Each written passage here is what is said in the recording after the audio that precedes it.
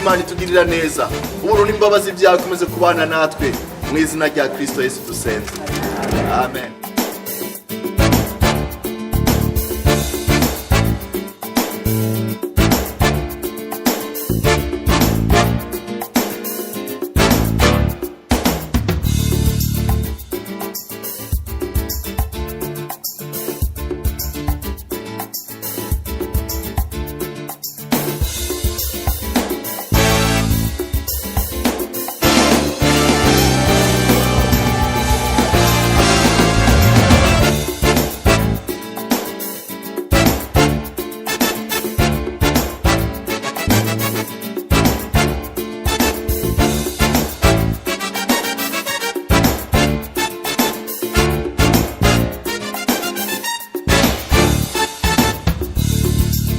Umunsi nk'uyu ni umunsi udasanzwe, ni umunsi w'umunezero ku muntu wese yizeye Kristo nk'umwami n'umukiza.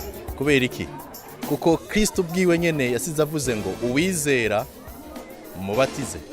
Iki ni ikimenyetso c'uko igihe twizeye ubuzima bwacu burahinduka, dutakaza ibya kera n'ibyagukwikira byose, tugaragaza yuko byaheze.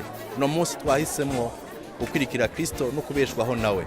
Nico gituma ubuzima bw'umukristo iyi kintu kirakomeye, kuko niwe nyene yahitamwo kubatizwa amaze kwizera.